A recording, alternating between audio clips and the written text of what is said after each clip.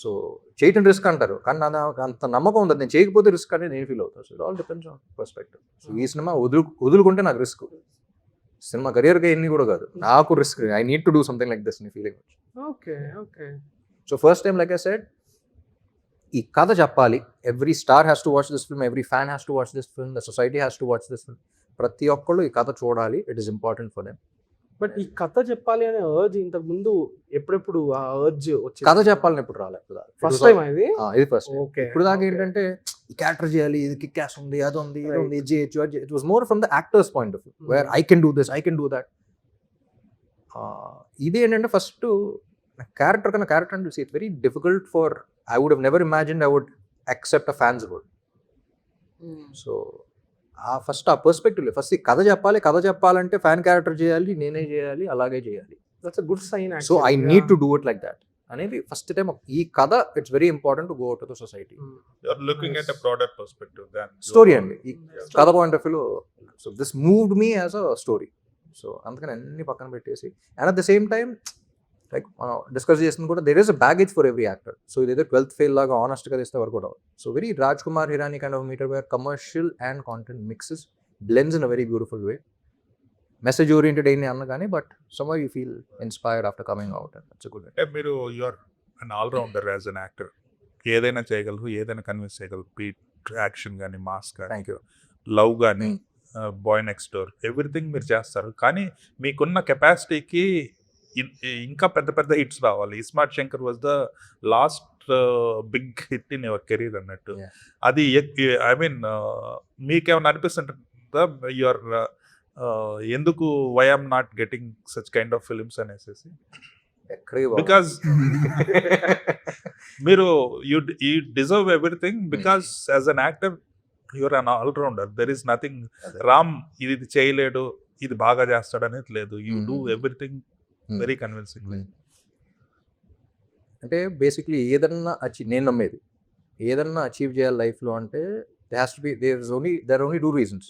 ఒకటి ప్యాషన్, ఒకటి పర్పస్. ఈ పని అంటే నాకు అంత ఇష్టం, ఇదే నేను చేయాలి జీవితాంతం అనుకుంటే ఆడు పరిగెత్తడం ఆపనోడు ఎప్పటికైనా రీచ్ అవుతాడు అక్కడ. రైట్. లేదా పర్పస్, నా జీవితం దీనికోసమే అంటే ఎంత డౌన్ అయినా సరే దాని పర్పస్ కోసం ఆగడం. నాకు రెండు ఉన్నాయి. Passion, I want to do this for rest of my life, and also I'm so connected with my fans where I want them, they are my purpose and feel అయ్యాయి. So ఈ రెండు ఉన్నాయి కాబట్టి technically it doesn't make sense, because నేను ఆగను. So వచ్చినప్పుడు వస్తాయి, వచ్చినప్పుడు గట్టిగా వస్తాయి అన్నమాట. Adding to this, Ram, you Yeah. started off when you were 15. Yeah. Okay, ఈ 20 years or అంటే 19 plus అనుకోండి, 20 years. What has actually changed అంటే in you అంటే as an actor, as a person, perspective లో కానీ, the way you look at things, especially the films that you want to do further, ఏం మారింది అసలు? Thought process లో ఎలాంటి మార్పులు వచ్చాయి? ఇదివరకు అంత క్లారిటీ లేదు కాబట్టి ప్రశాంతంగా ఉండేది, ఇప్పుడు క్లారిటీ ఎక్కువైన కాబట్టి కన్ఫ్యూజన్. అంటే ఎన్నేళ్ల క్రితం క్లారిటీ? అనాలిసిస్ పారాలిసిస్ అంటారు. క్లారిటీ ఎప్పుడు వచ్చింది? క్లారిటీ ఎప్పుడు వచ్చింది మీకు? క్లారిటీ ఎప్పటికి రాదు, కాదు, ఎవరికి క్లారిటీ రాదు. మీరు టీనేజర్ గా ఉన్నప్పుడు ఇండస్ట్రీలోకి వచ్చారు. అప్పుడు జనరల్ గా టీనేజ్ లో ఉన్నప్పుడు మైండ్ సెట్ అనేది చాలా డిఫరెంట్ గా ఉంటుంది. నేను మిమ్మల్ని ఒకసారి KFC లో చూసాను, ఓకే జగడం షూటింగ్ టైంలో. ఓకే యువర్ హ్యావింగ్ అంటే ఆదిత్య ప్రొడ్యూసర్ తో కూర్చొని ల్యాప్టాప్ ఓపెన్ చేసి వర్క్ చేస్తున్న, ల్యాప్టాప్ మీద అన్ని స్టిక్కర్స్ ఉన్నాయి అన్నట్టు. Oh you still remember? Okay, black stickers ఉన్నాయి వెనక. So that is like a typical teenage vibe అన్నట్టు. సో తర్వాత చూస్తే ట్విట్టర్ లో మీరు ఎంటర్ అయ్యి ఫుల్ ఫిలాసఫీ కొట్టేస్తుంటారు. సో అంత మెచ్యూరిటీ ఎలా వస్తుంది? ఇక్కడే స్టిక్కర్స్ ఉన్నాయి, అక్కడే అంత ఫుల్ మెచ్యూరిటీ ఉంది. వాట్ ఈస్ ఇట్ అని. సో ఈ ఫిలాసఫీ చెప్పాలని కాదు, లైక్ ఫర్ ఎగ్జాంపుల్ చాలా మంది అడిగారు ర్యాండమ్ థాట్స్ అని పెట్టేవారు. అవును. అది ఎలా స్టార్ట్ అయిందంటే, నేను వాళ్ళు చూడండి ఎలా స్టార్ట్ అయిందంటే, one day I just wanted to read something very inspiring, I couldn't find any, so I started writing అన్న. సో దట్స్ హౌ నాలో థాట్స్ నుంచి వచ్చింది, అందుకని ర్యాండమ్ థాట్స్. అది ఫిలాసఫీ కాదు, అది కాదు, దట్స్ జస్ట్ ఫిలాసఫీ. అంటే it's very simplest way of looking at life, but the most difficult thing to do is the most simplest of things. So as simple as మీరు pizza మీద ఒక post పెట్టారు just recently, I think just said wow, how can, who made this, how can this be so delicious, who made this అని మీరు ఒక expression, అంటే అందులో కూడా మీరు డీప్ డైవ్ చేసి ఒక పిజ్జా అనేది ఎంత తయారవుతుంది. సో అదే దీని వెనక మీకు జస్ట్ ఉన్న- పిజ్జా. నాకేంటంటే వింటర్ వచ్చిందంటే నా పిజ్జా అవన్నీ తీసి ఐ మేక్ మై ఓన్, అంటే ప్రీవియస్ డే ముందలే Yeah. you mix the Process. flour and all of that. I grow my own basil leaves, I grow my own cherry You do tomatoes. that? Yeah. Oh. అన్ని అక్కడ తీసి it's like my process. So నాకు it gives me a lot of అది doesn't make sense. నాకు world cup India versus Pakistan final match Dhoni కొడతాడు అంటే okay Dhoni మన okay అంత గుడ్, కానీ I don't watch cricket. So నాకు అది it's not that exciting. Community experience వల్ల ప్రాబ్లీ గెట్ ఎక్సైటెడ్ కానీ, but for me this is my peace, this is my I could see that expression. Pizza shot లేదు అక్కడ, చిన్నగా ఉంది కొంచెం. మీరు మాత్రం చాలా ఒక వేదాంత భరితంగా ఎక్స్ప్రెషన్ పెట్టి ఏమిటి పిజ్జా అన్నట్టు. సో యా, ఫ్యాన్స్లో చాలా మంది చాలా రకాలు ఉంటారు. కొంతమంది డైహార్డ్ ఫ్యాన్స్ ఉంటారు, రక్తాలు ధారపోస్తారు, రక్తదానాలు చేస్తారు. అవును. కొంతమంది ఫ్యాన్స్ నిన్న మహేష్ బాబు గారి చలన అయితే చలన ఆయన కట్టేశారంట ఫ్యాన్. అర్థం కాదు. మహేష్ బాబు గారి చలన లాస్ట్ టైం ఆర్ఎఫ్సి కార్కి ఫైన్ వేస్తే ఆ చలన ఫ్యాన్ జనాలు కట్టేశారు. ట్రాల్ చేస్తారనేసి ఓ Fan ఫ్యాన్ కట్టేశాడు. కట్టేశాడు. ఒక ఫ్యాన్ కట్టేశారు. ఇలాంటి క్రేజీ మనకి చలాలి ఒక క్వశ్చన్. ఇలాంటి క్రేజియస్ట్ ఫ్యాన్ మీ జీవితంలో మీ రియల్ లైఫ్ లో ఎవరు తగిలారు? అదే అన్న, that's very sweet moment where ఇది గొప్ప కాదని కాదు, ఆడికి అలా లవ్ చూపించాడు అంతే. మీ జీవితంలో ఇలాంటి క్రేజియస్ట్ ఫ్యాన్ ఎవరన్నా, ఇలాంటి మూమెంట్ ఏదైనా తగిలింది మీకు? చలాన్ ఇప్పుడు ఎవరు కట్టలేదు అనమాట. చలనాలు కట్టలేదు కానీ ఎంత క్రేజీ కట్టరేమో తెలియదు, చూస్తే లేవు మరి. But we all have our different versions of experience. అంటే మనం కూడా చెప్పా, could be the simplest of things. నేను ఫ్రెండ్ కార్లో వెళ్తున్నప్పుడు ఒక కాలేజ్ బ్యాగ్ పట్టుకుని అవతల సైడ్ ఒక అమ్మాయి అల్లు నుంచి ఉంది. You can just see she's very dull and all of that. So cross roads దగ్గర ఆగి ఉన్నాం. అలా క్రాస్ ఏమో టిన్స్ కూడా లేవు కదా, అండ్ అలా చూసింది, కళ్ళజోడు పెట్టుకున్నా, అలా చూసింది. ఒకసారి ఫేస్ మారిపోయింది. కూడా వెనకాల ఫ్రెండ్, తమిళ ఫ్రెండ్ మాట, మచ్చా ఫేస్ పోతే ఎప్పుడు మారిచ్చాను అన్నాడు. అంటే that is a very small thing, కానీ అంత లోలో ఉన్నాను అంత క్లియర్గా తెలుస్తుంది. ఏం చేయకుండా ఒక్క దీనివల్ల రోజంతా ఉండుంటుందేమో కదా. సో ఏం చేయకుండా ఇంపాక్ట్ ఏంటి, what is that relation? So the small things also matter a lot. కత్తితో కోసుకోక్కర్లేదు, కోసేయక్కర్లేదు, ఏం చేయక్కర్లేదు. But the small things also that's the impact that you're creating. Is blessed అంతే. మీ ఫ్యాన్స్ మీకు ఎప్పుడైనా కోపం వచ్చిందా? మరి ఇలా వైల్డ్గా ఉన్నారంటారా? వైల్డ్ కాదు, వాళ్ళకైనా అయితే కోపం వస్తుంది వాళ్ళ.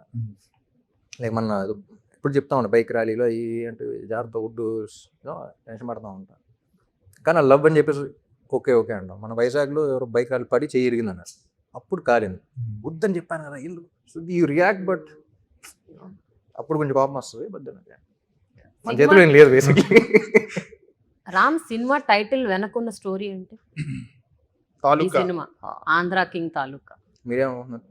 మీరు చెప్పండి, మాకు ఎలా తెలుసు? నేను అలాగే సినిమా చెప్పేస్తా, సినిమా చూసినాక మీకు ఫుల్ క్లారిటీ వస్తుంది. ఎమ్మెల్యే గారి తాలూకు ఇన్స్పిరేషన్, అదే. పితాపురం ఎమ్మెల్యే గారి తాలూకు ఇన్స్పిరేషన్. లేదు మీ సినిమా చూస్తే మీకు అర్థమైపోతుంది. మీ సినిమాలో అసలు the film is about that. The film is about the title. Upendra గారి క్రేజీనెస్ మన స్క్రీన్ మీద చూసాం కదా, సెట్ లో ఆయన క్రేజీనెస్ ఎలా ఉంటుంది? అస్సలు ఉండదు. క్రేజీనెస్ అనేది ఆయన only the way of saying ఇట్లా ఉంటుంది. It observe Rajini, one of the reasons why we wanted Upendra గారు ఆల్సో ఇస్ రజనీకాంత్ తర్వాత అంత ఫిలసాఫికల్గా మూవీస్ తీసేది ఆయన సినిమాలో ఫిలాసఫీ ఉంటుంది. కానీ ఎక్సెంట్రిక్గా తీస్తారు, ఎందుకంటే మాసెస్ అనేవాళ్ళు ఎక్సెంట్రిసిటీకి కొంచెం కనెక్ట్ అవుతారు. అంత లౌడ్గా చెప్పాలి, అది voice needs to be loud, voice needs to gather attention. But what he's saying, how he's saying అని పక్కన పెట్టేస్తే వాట్ హీస్ సేయింగ్ అనే దాంట్లో ఎక్స్ట్రీమ్ ఫిలాసఫీ ఉంటుంది. So he's a very calm person, but the way లోపల ఒక పెద్ద ఇది ఉంటుంది కానీ బయట కామ్గా ఉంటుంది. So I felt very happy. He spoke to me for long time after watching the film yesterday. నన్ను చూసిన తర్వాత ఇలా కాదు అసలు కలవాలి, మనం కలిసి మాట్లాడుకోవాలంటే అవును సార్ చాలా కలుద్దాం వాడు. బట్ ఈ ప్రాజెక్ట్ అనుకున్నప్పుడు తెలుగు సీనియర్ హీరోలను కూడా ఎప్పుడో చేయాలని తెలుసు. లేదండి, అది ఊరికే మీరు రాశారేమో తెలియదు. మీరే రాసుంటారు, యాక్చువల్లీ మీరే రాసుంటారు ఫస్ట్. కానీ బాలకృష్ణ గారు బాలకృష్ణ లేదండి, ఈ సినిమాకి తెలుగు స్టార్స్ వర్క్అవుట్ అవ్వరు, ఎందుకంటే మీరు సినిమా చూస్తే తెలుసు. They has to be super star. But మన వాళ్ళందరూ అందులో ఆ సూపర్ స్టార్లో వాళ్ళ సూపర్ స్టార్ని ఊహించుకోవాలి, వాళ్ళ స్టార్ని ఊహించుకోవాలి, వాళ్ళ హీరోని ఊహించుకోవాలి. సో అందుకని ఒకరిని పెట్టామంటే వీళ్ళు ఏంటి డైవర్ట్ అయిపోతాం. బాలకృష్ణ అంటే ఆయన ఆ కమర్షియల్ బ్యాగేజ్తో ఈ సినిమా కానీ మీరు సినిమా చూస్తే తెలిసిపోతాయి. The reason why we made this film is completely different. So okay, మీరు 16 years అప్పుడు వచ్చారు హీరోగా, చాలా మంది హీరోయిన్స్ తో చేశారు. ఇప్పటి వరకు మీ గురించి ఒక రూమర్ లేదు. కానీ ఈ ఫిల్మ్కి ఏదో కొంచెం రూమర్స్ బయటకు వచ్చినాయి మీ ఇప్పుడు దాకా కాంట్రవర్సీలు చేస్తారు వీళ్ళందరూ అని చెప్పి సీన్ చెప్తున్నారు చూసారా. అమ్మాయికుడు మీరు ఇచ్చారా ఏమన్నా ఇంటర్వ్యూ? ఇలాగే ఉన్నాను సార్ నేను. ఇంటర్వ్యూ అంతా ఎంత మంచిగా వెళ్ళింది చూసారా. అదే ఈయన కాంట్రవర్సీ చేంజ్ నేనే గెలుపుతున్నాడు. కానీ బాగుంది, ఇంట్రెస్టింగ్ ఆన్సర్ చెప్పండి. ఏం లేదండి, పాట రాశాను అన్నప్పటి నుంచి స్టార్ట్ అయింది. లేకపోతే ఎందుకు స్టార్ట్ అవుద్ది అనేది. ఇప్పుడు దాకా పాట రాయాలా, ఫస్ట్ టైం పాట రాసా, అది లవ్ సాంగ్. అంటే రామ్ గారు బాగా ఫీల్ అయ్యి రాశారు ఈ పాట, అందుకే సాగర్ గారు ఫీల్ అయ్యి రాశానండి. అప్పుడు కాస్టింగ్ కూడా అవ్వలేదు క్లారిటీకి. పాట రాసేటప్పటికి అయితే మీ ఇమాజినేషన్ పీక్స్ ఉందన్నమాట. అయితే Yeah. The way you written the song He without manifested. Even knowing who is the girl. అంటే I was able to get Sagar's character అండి. అంటే ఫర్ ఎగ్జాంపుల్ చంద్రాకి కానీ ఒక లవ్లో పడిన తర్వాత ఈ ఫస్ట్ ఫ్రెండ్స్ కానీ ఎవరైనా లవ్ని క్వశ్చన్ చేస్తారు. అది లవ్ అయినా అట్రాక్షన్ ఏమో లస్ట్ ఏమో అనే క్వశ్చన్ ఉంటుంది. దానికి ఎలా చెప్తాను, నేను ఫీల్ అవుతున్నాను రా అది లవ్ అని వీళ్ళకి ఎలా చూపిస్తాం, ఉండలేరా అది కాదురా ఇది వేరురా అని చెప్పలేము. But how do you define love, నాది ఇది అని ఎలా చెప్పాలి, చెప్పలేకపోతాం. ప్రేమ అంటే ఏంటి, ఒక రకంగా ఇష్టమే. లస్ట్ అంటే ఏంటి, ఒక రకంగా ఇష్టమే. ఇంకో రకంగా ఇష్టం. మీ ఎక్స్ప్రెషన్ బాగుంది. సో ఏంటి, how do differentiate. Yeah, so అలా ఆ దీంట్లోంచి he wants to find out ఏంటి అనేది స్ట్రాంగ్ అంటనే ఉంటుంది. అంటే ఒక సాంగ్లో ఒక స్టోరీ స్టార్టింగ్ ఒక జర్నీ ఉంటుంది, ఒక క్వశ్చన్తో స్టార్ట్ చేసి ఒక జర్నీ మొత్తం వెళ్ళి లాస్ట్లో కంక్లూజన్లోకి వస్తాడు. సో అది ఏంటి అనేది కనుక్కొని he starts talking to love it self. ప్రేమనే అడుగుదాం, ఏంటి నాలో వచ్చావు, ఎవరు నువ్వు, ఏంటి అది చెప్పదు. సో దాంతో ఒక జర్నీలోకి వెళ్ళి ఇన్ బిట్వీన్ ఒక బంచ్ ఆఫ్ లైన్స్ ఉంటాయి. నాకే తెలియని నాలో యుద్ధమా, లోలో నా సంతమా, లేదా పొంగుతుంది. It is about the hormones. I'm not understanding my hormones at that age. దాని మీద ఒక ఇంటర్వ్యూ కూడా చేశారు మీరు, ఆ సాంగ్ మీద ఇంటర్వ్యూ కూడా చేశారు.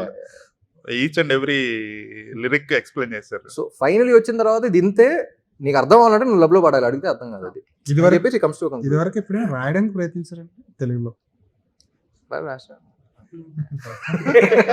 పే చేసుకోలేదు, ప్లానింగ్ టు రైట్. రాశారు, సినిమాలు పాటలు రాశారు కానీ పేరు వేసుకోలేదు. ఫుల్గా రాలేదు కానీ గోస్ట్ రైటర్ అన్నమాట.